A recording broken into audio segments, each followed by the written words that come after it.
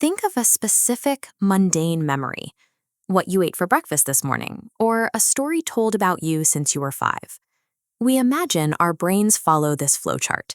You experience an event, save the file, and click Open to remember it.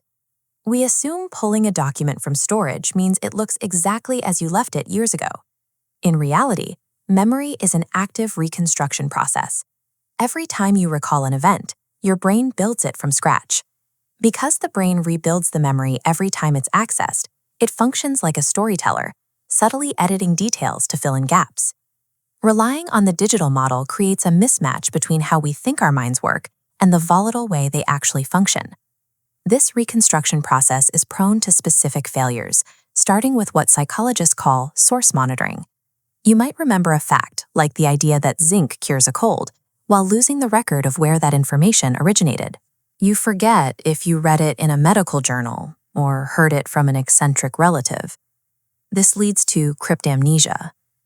You might present an idea with total conviction that it's yours, having lost the information that you actually heard it from someone else weeks ago. Without reliable source monitoring, our brains can absorb outside suggestions and integrate them into our own identities. Present emotions also influence how the brain reconstructs historical events. This is mood-dependent memory. The brain uses your current emotional state as a template for rebuilding the past.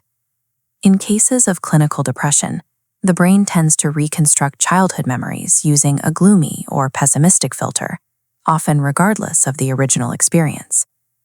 A memory often functions as a mirror of your current state, shifting to match your present mood, rather than providing an objective view of history. Cognitive psychologist Elizabeth Loftus demonstrated how easily external suggestions can change these reconstructions. In her famous traffic experiments, participants watched a video involving a yield sign. When Loftus asked a leading question that mentioned a stop sign, the witnesses' visual memories changed. When asked to describe the scene later, they recalled a red stop sign, replacing the yellow yield sign they had actually seen. This happens because bringing a memory onto your mental desktop makes it plastic. In this state, the record is vulnerable to new outside information. During reconsolidation, the brain puts the memory back into storage. However, it saves the newly edited version as the master copy. The act of recalling a memory is a destructive process.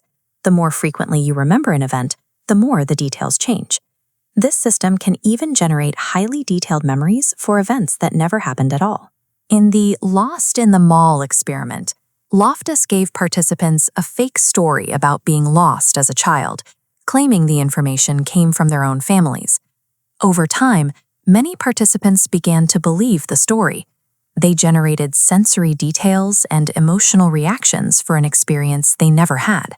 When told the story was a fabrication, participants were often shocked. The false memory felt the same as a real one. The vividness and emotional intensity of a memory do not correlate with its historical accuracy. This constant overwriting is a core feature of how we function. We are narrative creatures designed to make sense of the world, rather than machines designed to store raw data. Understanding that the past is reconstructed suggests we should approach our own certainty with a sense of intellectual humility. The next time you confidently claim to remember something exactly as it happened, consider how many times that memory has been edited. The memory you are defending is likely the latest draft of a story your brain finished writing just seconds ago.